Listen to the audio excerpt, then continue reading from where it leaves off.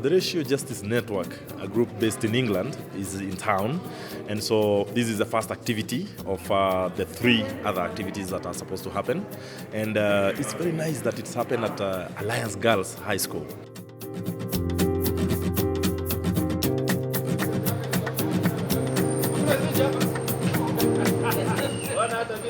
So part of the reason we wanted to come to Kenya is because conversations about decolonising education in the UK only really think about the UK.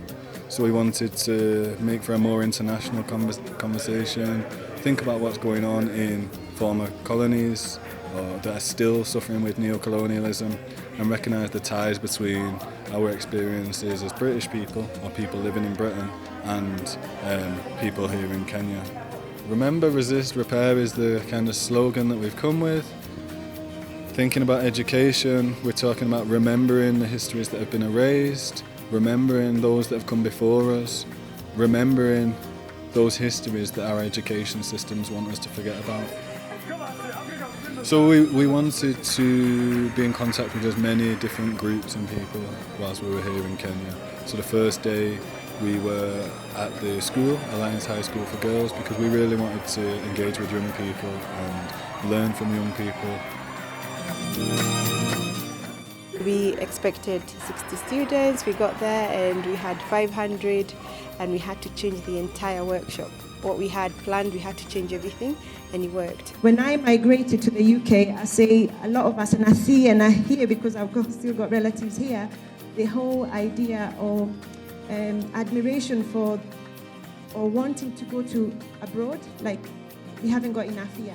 And I think, again, it's worth mentioning some of the reasons why we haven't got enough here is to do with the colonial legacies. A black teacher in the UK told me the situation for black students in the UK is absolutely dire.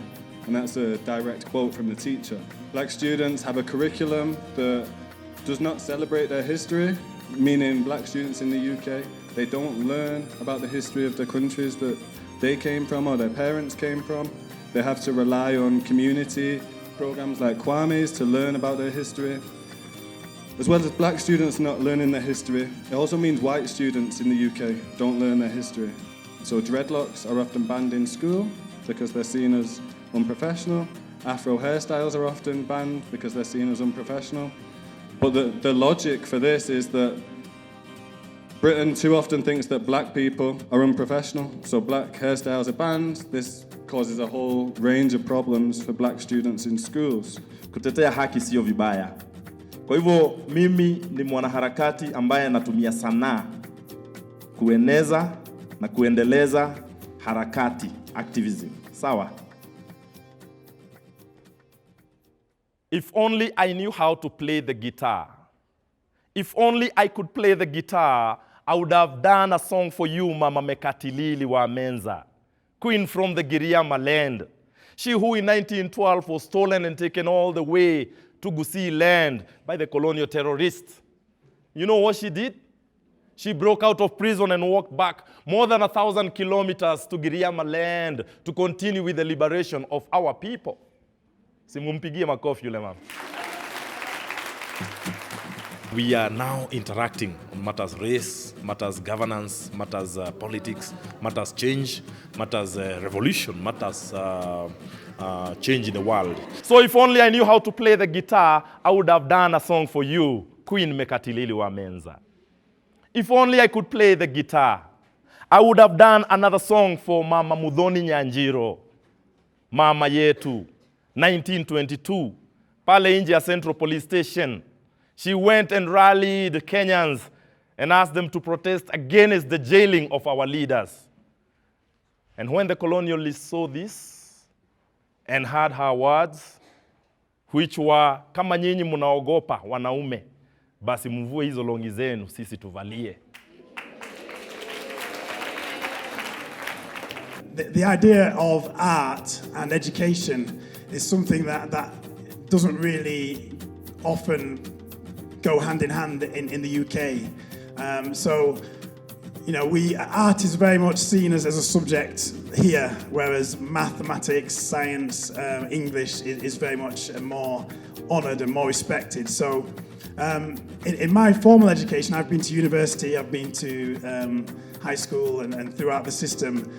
It's only since perhaps leaving that I've gained knowledge from other cultures than the British system, and I'm just still beginning my education journey, and very much art is a key learning tool for me to communicate, but also to learn from. Africans were fighting for their freedom, so it wasn't one white man who signed a piece of paper. Wilberforce was the white savior. All Africans are dum-de-dum, dumb. Oh, private national corporations, yes, they still rob I. Sold I Wilbur Wash and heroes like William Pitt. Centuries after they supposedly freed I, we're still dealing with black inferiority, white supremacist bullshit. We use the medium of poetry and poetry slam to get stories out and to encourage the verbalization, vocalization and the performance of words. Nkrumah Nani Nahanda and 1,000 Desains stitch bullet holes of history and her story to see. The owners of the plantation now own the penitentiary. I think it was very successful because we were able to do an exercise within a very short time, and the girls had to come up with some material, like write about things around them, what is broken, what should be repaired, and how should it be repaired. And the kind of stuff that we have collected is just so amazing, I can't even believe it. We really encouraged people to write freely and to respond to prompts such as repair, remembering, people to remember, but also looking at their own communities and what is positive in there, and also what needs to be repaired, what is not so good. And so it got people thinking about the bigger picture, not just locally, but also nationally and even internationally. Indeed, Africa is the best place to be, home of joy and success, home where God's blessings reign. True, we need to go back to our past mothers, recall our morals and values, because that's what makes us who we are. Most communities are modernized, but the traditions are fading away. I ascertain the factor that makes our nation broken, and the key solution is unity. I have actually learned to value my culture and to accept where I come from, who I am, and yeah, that's like I should not let go of that, and I should not try and change that in any way. We should be able to take both modernization and our culture, because our culture is a beautiful one.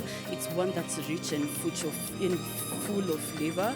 So it should be just paired up with modernization, and we can be able to go so far. And as we've seen, there's some real fire from the students, and there's some people who we can see will really go, hopefully become president, or even when they become of age, they may not need to be a president, there may be some other form of governance which may be decolonial. So I think there's so much energy and so much spirit in the room. From the reaction of the girls, I must say that it was really a successful event. One is that we didn't have enough time.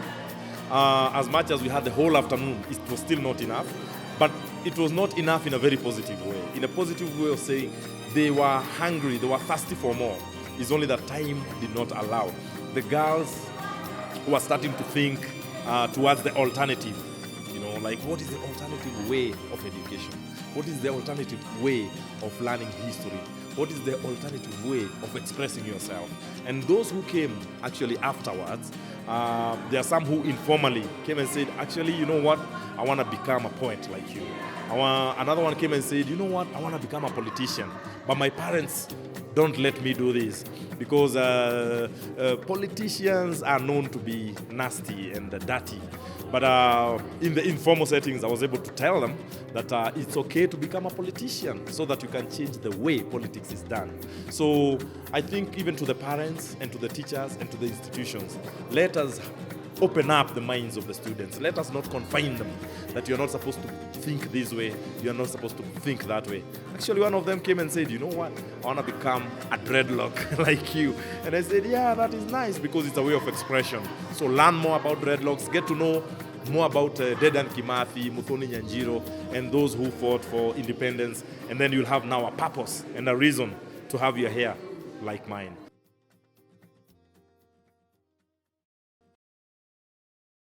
Tuesday was 2 workshops. First one was decolonial legacies in terms of what does colonialism look like.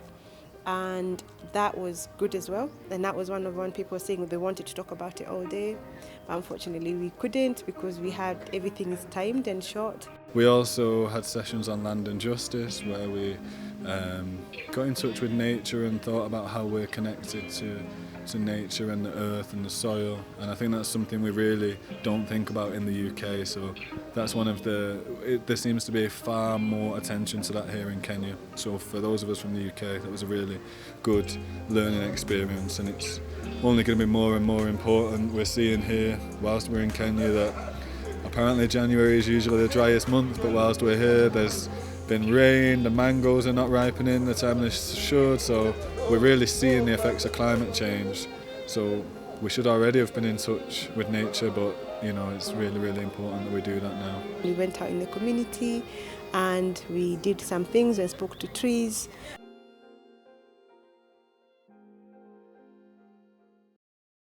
The third day we followed up on the activist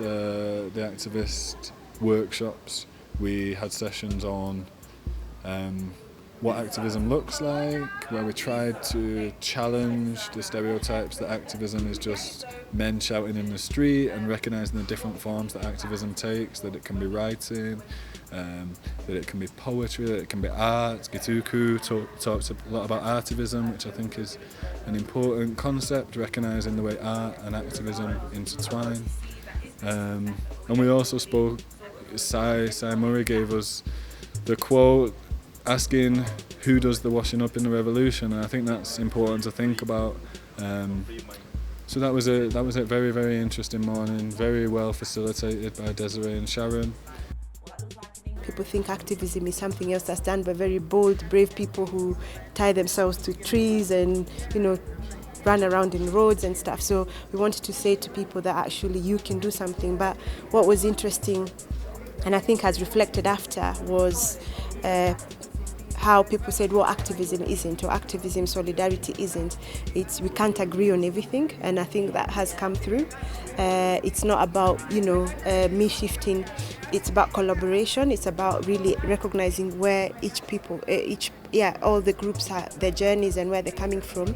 Activism isn't about egos, and I think sometimes what people have seen as movements, if they're led by egos, usually if somebody wants to be at the front, to be the person who says everything and everybody agrees with, that usually means they don't go very far before the people who've started off following the person actually pull back, and then it all falters. So that was really good. And then we had an afternoon session that became very competitive. I thought I had friends and colleagues who were, because that became, it's like, no, this is about winning.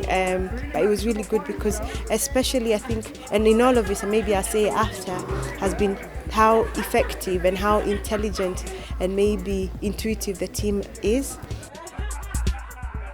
So today, I'm really energized by today. It was beautiful, and I think I've got to give a big up to this place, to Power 254. I was saying, as soon as I walked in here, it felt like home. Just the beauty of the art. Art is in every single corner of this place, and it really made me feel, like I say, at home, and the greenery, the plants, the vibe, and that's what the session was about. It was about how art and creativity can be used to resist, to decolonize, and so. Yeah, we had various exercises in order to let people think about that, to enable people to talk about their experience of using art to resist. Yeah. This is an exercise which we use in the UK quite a lot in my work as a poet coach and facilitator, and it's a game called Alphabet Attack. And so we have two pieces of paper on the wall, and we write the alphabet from A to Z on each piece of paper. And then we have two teams. We line them up in a relay race type formation. One team, in this case it was the green pen, one team has a black pen. And then when we say go, they have to run or move quickly, because it's a race, to the board and to write down a word associated with that letter. And we give them a theme to write to. So the theme we gave today was the theme of why we're here, which is remembrance, resistance, and repair. So everyone had to write a word that related to that issue, and then in a race. So it was whoever was quickest wins. But the game doesn't end there. You get the chance to challenge words of the other team, and in doing that allows people to then talk about why that word is important and to think beyond the box, to connect why words and to really use the skills of reason and logic and to put words together. So it goes beyond just a word game. It's a game for energy, for community, for thinking about words, for decolonizing words. Obviously Swahili words, all other words in our languages are valid and welcome and encouraged. But they really brought that out in us, and we had a lot of fun as well. I think that was quite an important session after such heavy topics, for us just to have fun and spend time together, get to know each other a little bit more. We were deliberating on artivism, on ways of using art for change. And so my session, ideally with Brother Sai, my comrade, was more about making ourselves or checking within ourselves what capabilities we have as individuals in the use of art for change. I spend a lot of time with things that are still in their original form, plants, nature. I try and encourage people to be close to nature. So I usually plant them in recyclable wood. I just get wood, make containers out of them, use kitchen scraps to make organic soil. Again, there's a lot of lessons in that. There's the patience, having to wait for things to happen naturally. So you get your organic soil, you plant your herbs, and there's it's symbolistic because I'm using dead wood, and then the dead wood eventually becomes the thing that holds new life, which are now the herbs. We had an amazing panel discussion in the evening. It was really, really well attended. Again, people from a cross-section of society, academics, activists, young people, all came, all really engaged with the panel that, again, thought about colonial legacies. It was nice to have a panel, 4 women and 1 man on a panel, because in the UK, and I'm sure here too, it's often the other way around, that men dominate. So it was nice to hear the perspectives of women who are out doing the work that needs to be done. And again, the audience had plenty of questions and plenty to say. So I think it looks like people are really wanting more. Corruption is everywhere, and different forms of corruption is everywhere, is global. In some senses, and what we haven't really managed to touch on, which maybe we can do later on in the panel, is talk about capitalism and the effect that has on the world. It's a system of oppression that affects everybody, but obviously with our privileges in the West or in the global North, we're not being killed in as many numbers, we're not being incarcerated as many numbers, and we're talking about economic oppression also, which more impacts the global South than it does the global North. And I think you cannot be an activist and not understand that. We also kind of, whilst being here thinking about the climate crisis, the climate crisis is fueled by white youth back in the global North, but here it's fueled by farmers, mothers, street workers, anyone, because the climate crisis affects everyone here, whereas in the North it doesn't affect them as much. While they can talk about it a lot, and now we are talking about it a lot, it still doesn't affect in any kind of percentage as much as it affects the global South. I think that's important, because then we ask who's in the room when we're having these discussions. So when we're talking about climate crisis, we want to talk about who it affects the most, and it's them that should be in the room, which is why we're here. Because the community was there, and because a lot of people who had been at the workshops but also that were new to our events came, I got to see a lot of different perspectives of Kenya. And I feel like although I was one of the panelists, I learned more from the audience and by speaking and networking with people. So that opportunity to meet people and feeling like people were willing to have that conversation and were ready to have that conversation. When we get together as a group of people, what we find is a lot of our similarities. So there wasn't necessarily anything that was surprising, but what there was a difference of understanding, what we understand activism to be and the consequences of activism, which is different. That was the thing that was crucial, is that being privileged from where we're from, the consequences of activisms will not be the same as somebody from Kenya and what that impact it will have on them and their lives and family.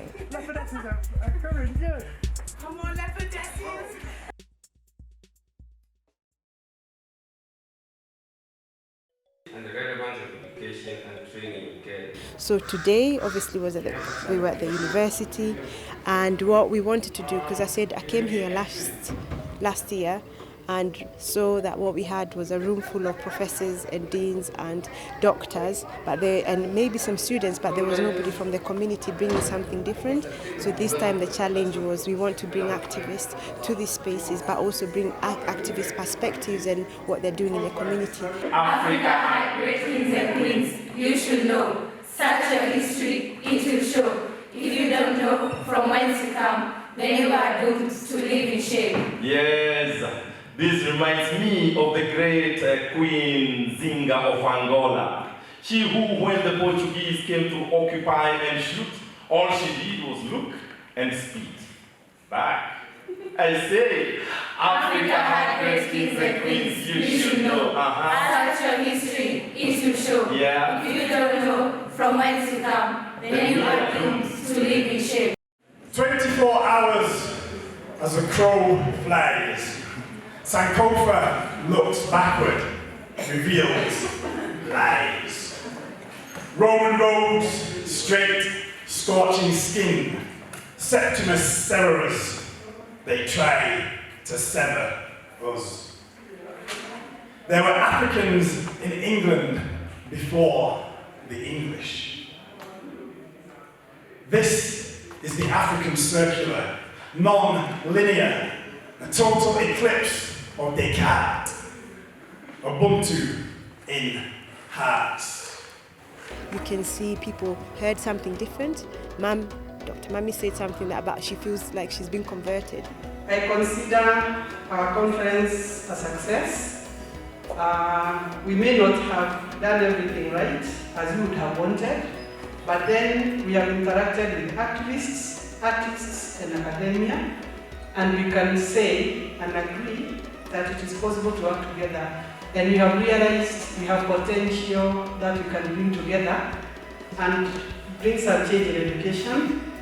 This whole collaboration that we're pushing for, collaboration between people working in the community and activism to work with university and maybe overcome the hierarchies that exist.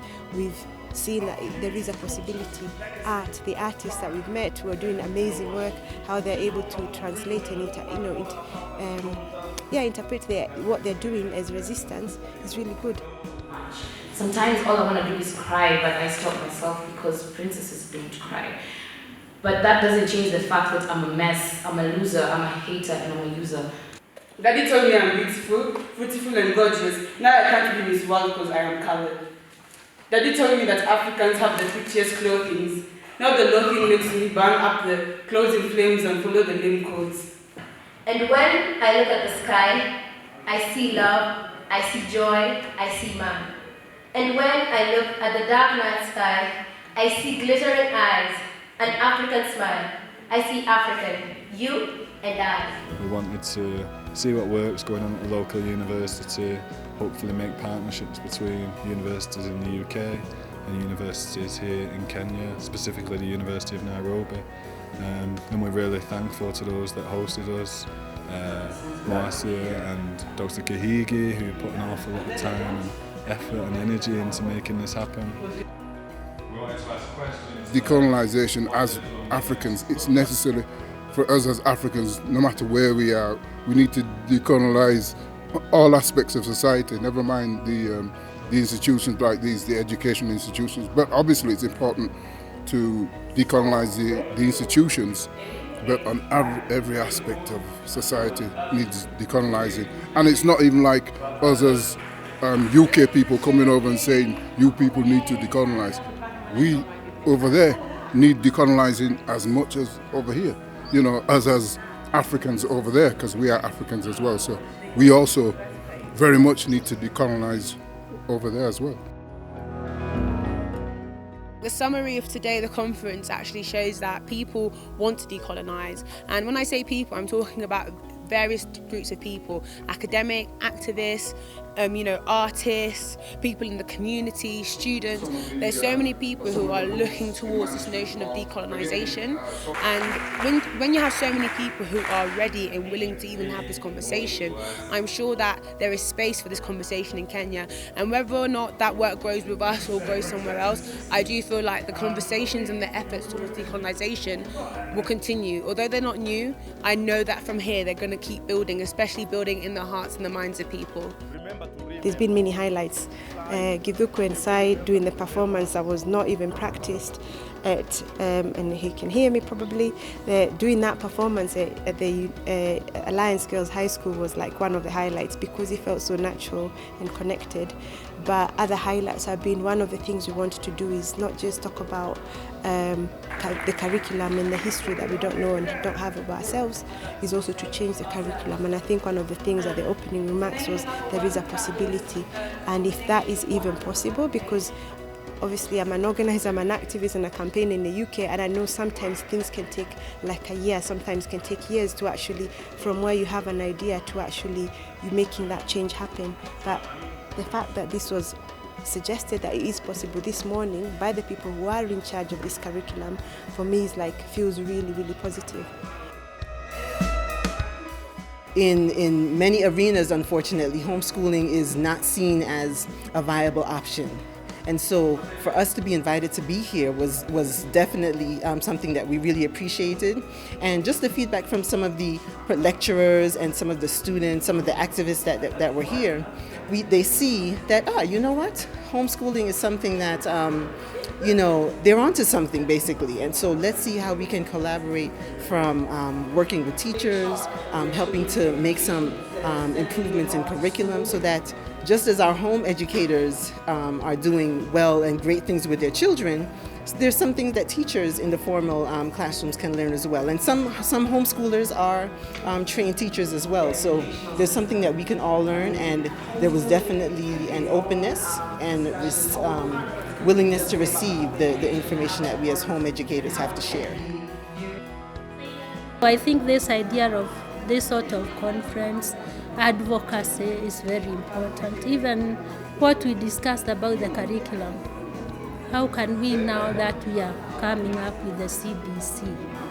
Because I can see that being something related to what you are talking about, where you are thinking, yeah, this is a child, this is what he should learn, what is his experience? So how can we bring in more of our own heritage so that we make him a true African child, or her? When you talk about decolonizing education, as homeschoolers, we know that parents definitely are skilled and have the ability to teach their children. And what many of us have seen is that in formal education, in traditional schools, there's not enough emphasis on our culture and our pride as Africans, whether we are here on the continent or in the diaspora. And so homeschooling is a way that parents can make sure that their children know how to speak their mother tongue.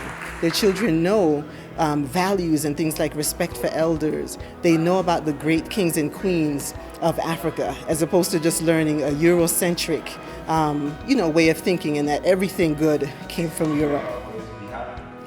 I think Afrocentrism now seems to be the best option for the development of our education, in terms that, one, Afrocentric education is holistic. We don't measure a child's capability just because of grades. Grades will be useless even if you have good grades, but you don't know where your roots are from. If you don't know what your forefathers used to do, if you don't know what your forefathers accomplished. So the best way and the best method for our education is for us to go to the Afrocentric way, Afrocentric alternative, because it is offering a holistic thing that is going to develop a child physically, mentally, and socially and globally. For us to also open up the new waves for our young generations who are coming up, for them to understand that being an African is just like being an ordinary person. Being an African is just like being a European. There's no difference. It's all, for me, a person who's I've never, as a youngster, I didn't come up through university and all that kind of thing like most, if not all, people here have done. So for me, it's very much a unique experience, because the idea is to set seeds in motion, things in motion that can develop after we've gone. Yes, we want to create alliances with us and Kenya, but when all said and done, it's about Kenyans picking up whatever and using it to the best of their, how it can best suit them, help them, and if we can be part of it, yes, that benefits everybody, but ideally it's a Kenyan, the idea is for it to be a Kenyan thing. Perfection. A 10-letter word that means having no flaws. It's more like a 10-letter word than something that doesn't exist. A state that puts so much pressure, forgetting that our flaws make us unique for what's a man without flaws. Perfection makes people think that their skin is paper, forgetting that it isn't. Powerful, moving. I should say I've cried a lot this week listening to and being inspired particularly by the young people. But amazing, inspiring, moving, and wonderful. A part of the Kenyan experience I'm really enjoying, that wherever we go we get tea and food, and I've heard the saying, and maybe you can correct me, that you don't ask a visitor where he's come from until you've fed him. I think that's really beautiful, and there's a lot of those cultural aspects that I think would be welcome in the UK. That their face isn't a mask, they shouldn't cover it. It makes young people forget the usefulness of their youthfulness. Makes them wonder if they are wonderfully made, fearing to be found more fearfully made. Makes them lose their sanity for something that's just but pure vanity. Brown skin, pretty brown eyes, slim waist, long nose, hips wide, thigh gaps. What good would it do when you lose a permanent spirit to acquire a temporary illusion? Perfection, a 10-letter word for something that doesn't exist. A few Swahili words that you've learned now? Parachichi, kwashe. There's one yesterday about the young people teaching me that Jambo is 80s, so they say Nyaje. Is that right? Yeah. What's the response to Nyaje? Poa. Poa, yeah. Nyaje, poa, yeah. Right, I need more vocabulary. I'm feeling so blessed and honoured, and just a little bit emotional. It's been beautiful, and I think the hospitality, what everyone's given, we've just been so welcomed, and it's beautiful. From us at Racial Justice Network, this is a wrap, and we will see you soon. This is going to continue, but thank you very much, and we will see you soon.